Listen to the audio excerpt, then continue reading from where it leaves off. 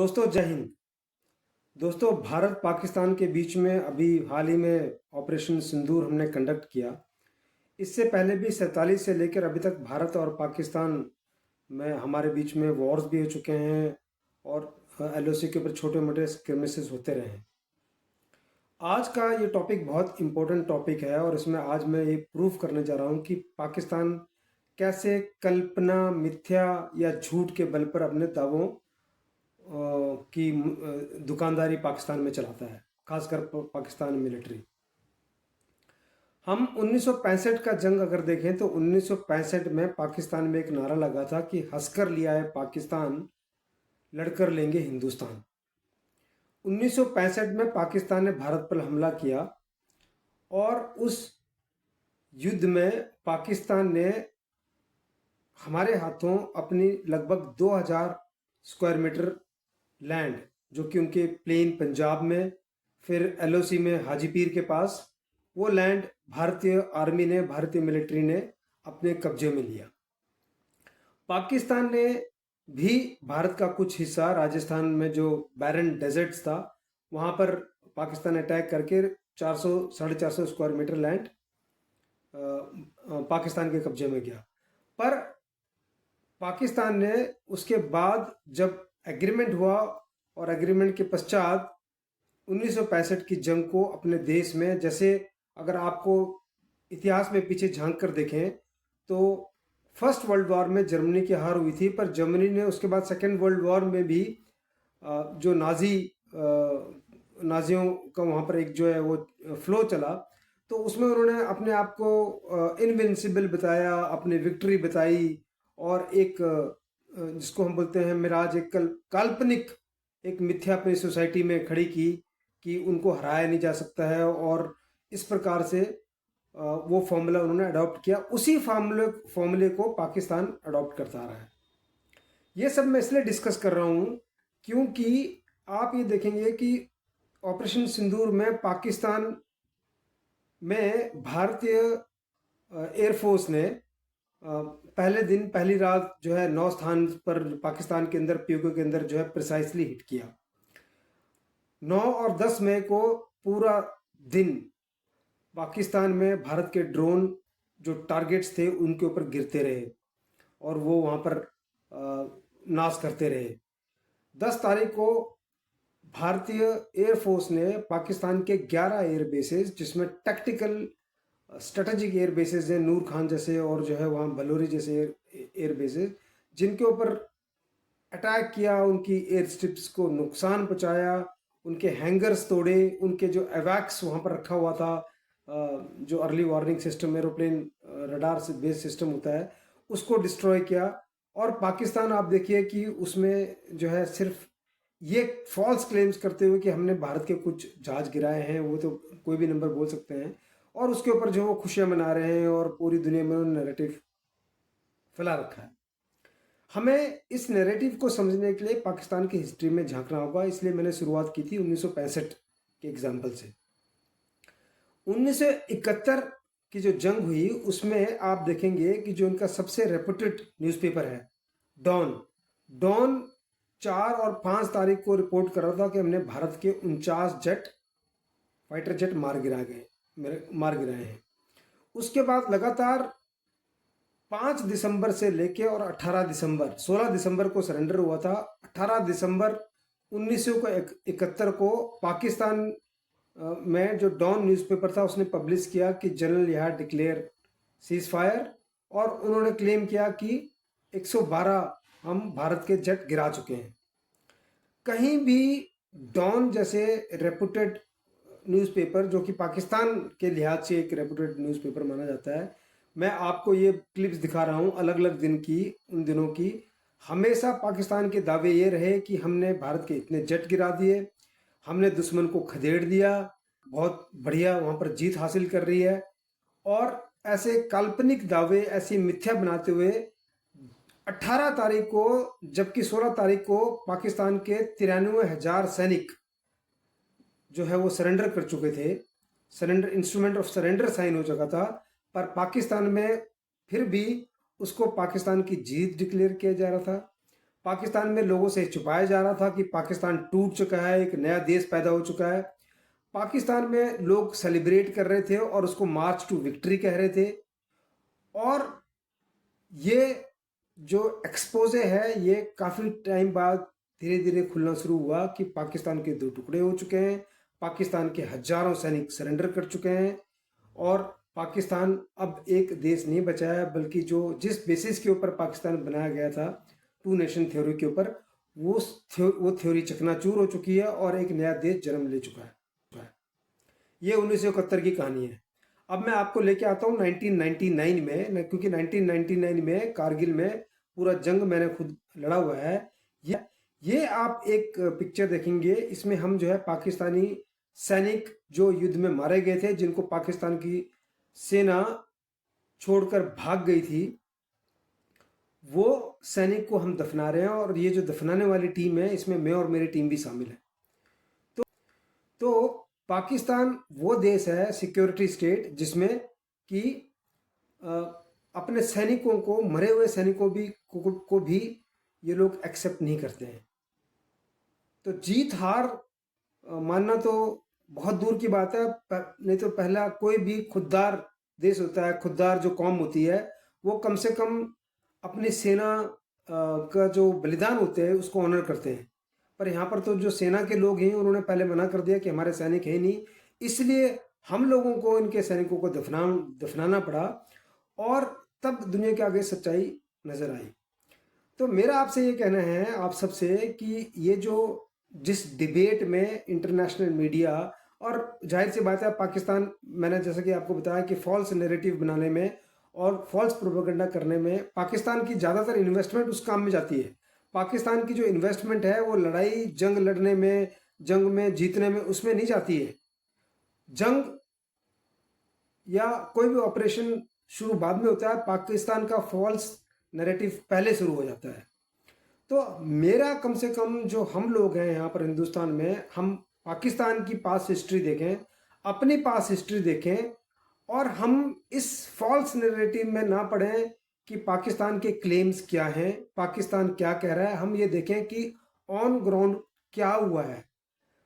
भारतीय वायुसेना ने, भारतीय ड्रोन्स कहाँ कहाँ पहुंचे हैं, उनकी जो वहाँ पर विध्वंस हुआ है, जो डिस्ट्रक्शन हुआ है, उसके वीडियोस, उसकी पिक्चर्स खुद पाकिस्तानियों ने मीडिया पर अपलोड कर रखी हैं।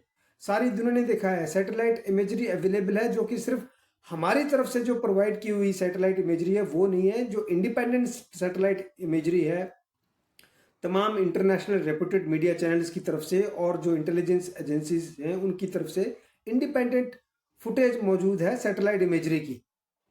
हमें उसको देखना चाहिए, हमें पाकिस्तान की पास्ट हिस्ट्री को देखना चाहिए। जब मैं आपसे बता रहा हूँ कि 99 में हमने खुद जो है अपने हाथों से इनके सैनिकों को दफनाया है। अब मैं आपको एक और रिक्वेस्ट करूंगा कि ये तो होगी जो मैं कह रहा हूँ, अब कुछ इनके सैनिक जिनको 99 में हमने प्रिजनर ऑफ वॉर बनाया था, वो आप देखिए कि वो खुद क्या कह रहे हैं, और आप फिर उसके बाद निष्कर्ष निकालिए। आप उसके बाद इस डिबेट में पढ़िए कि पाकिस्तान के क्लेम्स क्या हैं, पाकिस्तान क्या दावे कर रहा है। क्योंककि पाकिस्तान के झूठे दावे 1947 के बाद, जो 1948 में उन्होंने पहले दावा किया था कि हम कश्मीर पर कब्जा कर चुके हैं, 1965 में उनके दावे थे कि हमने आधा हिंदुस्तान फतेह कर लिया है, 1971 में आपको मैं ये क्लिप्स दिखा रहा हूँ, क्लिप्स देखते रहिए, आपने देखी होंगी अभी पहले भी। और 99 में क्योंकि मैंने खुद ये युद्ध लड़ा हुआ है और पूरा युद्ध लड़ा हुआ है, इनके सैनिकों को, जैसे मैं आपको बार बार रिपीट कर रहा हूँ, अपने हाथों से दफनाया हुआ है। और ये जो इनके सैनिक हैं ये क्या बोल रहे हैं, इसको आप सुनिए और उसके बाद आप ये सोचिए कि हमें इस डिबेट में भी पढ़ना चाहिए। क्योंकि डिबेट ये नहीं है, डिबेट इसको जबरदस्ती बनाया जा रहा है, इसको फैब्रिकेट किया जा रहा है। कोई डिबेट ही नहीं है, क्योंकि साफ दिख रहा है कि कैसे 7 मई से और 10 मई तक पाकिस्तान के हार्टलैंड में घुसकर हमने उनको बिल्कुल, जैसे हम कर सकते हैं कि जो उनकी जितनी भी स्ट्रेटेजिक डेप्थ थी, उस डेप्थ में जाकर उनको हमने कैसे जो है उनका हमने बम्बार्डमेंट करके और उनको उनकी हालत ख़राब की है। ये दिख रहा है, सारा संसार दिख रहा है। हमें उसको देखना चाहिए, ना कि जो पाकिस्तान का प्रोपेगेंडा है, जो पाकिस्तान का एस्पायर कर रहा है, कुछ उनका मीडिया कर रहा है, कुछ उनके लोग कर रहे हैं, उसमें ना पड़े, आप इतिहास देखें, आप सच्चाई देखें और उसके बाद ही आप अपने दिमाग में इस चीज़ को कंक्लूड करें कि हमें ऑपरेशनली एक ऑपरेशन को सक्सेसफुल ऑपरेशन इस बेस पे माना जाता है कि किसने किसको विमान, कितने विमान गिराए, या इस बेस के ऊपर कि हमने कहाँ पर जाके और कैसे पाकिस्तान के अंदर घुसकर बम्बार्डमेंट किए। आपका बहुत बहुत आभार, धन्यवाद, जय हिंद।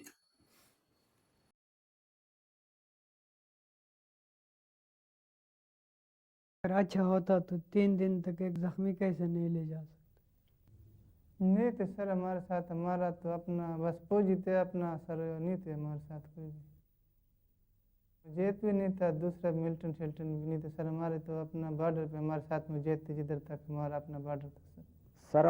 हम 1 जुलाई को रावलपिंडी को शाम को, मतलब सुबह से स्टंट हुआ, शाम तक तकरीबन हम बैठे थे। शाम को 7-8 बजे हम रावलपिंडी को जमा इकट्ठा हो गया, कर्नल साहब ने इकट्ठा कर लिए कि आप लोगों ने जाने, और सेवा वाले बसें भी थे और सरकारी कुछ गाड़ी थी, ट्रकें थे, उन पर हम लोड करके एबटाबाद आ गया।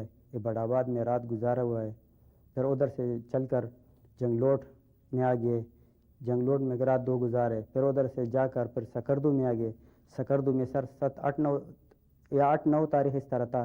उधर से हमारे से वर्दी, बेल्ट, टोपी वगैरह, ये बेबुक और ये शनाख्ती कार्ड वगैरह जमा कर लिए, और फिर वो बोलते कि आप लोगों ने सिविल ड्रेस पहनने, और उधर से बागीचे में चले गए, जो सिविल ड्रेस पहन लिए। बागीचे से फिर जो सकरदू से फिर छोटे गाड़ी थे उस पर बैठ गए, सामान लोड कर बागीचे में चले गए। बागीचे से फिर सर हम जंगलों से, क्या नाम है, नाम उस जगह का भूलिए, उसमें जो आ गए। फिर उधर हमारा सामान घोड़ों पर लोड हो गया, सामान जो घोड़ों पर लोड हो गया, हम पैदल मार्च हो गए, और उधर फिर एक रात उधर गुजार लिए, जो फयाज नाम है, क्या नाम है उस पोस्ट का सर। फिर उधर से हम पोस्ट पर चढ़ गया और उधर मतलब लड़ाई के लिए चले गए। हम अपने जिधर हमारा क्वार्टर था उधर से चले, तो पहले वर्दी में थे। पिंडी से जब चले, उससे पहले जब पोस्टों पर जा रहे थे, उससे पहले सिविल कपड़े थे। फिर पोस्टों पर जाकर हमने स्नो वाली वर्दी डाल ली और स्नो वाले बूट।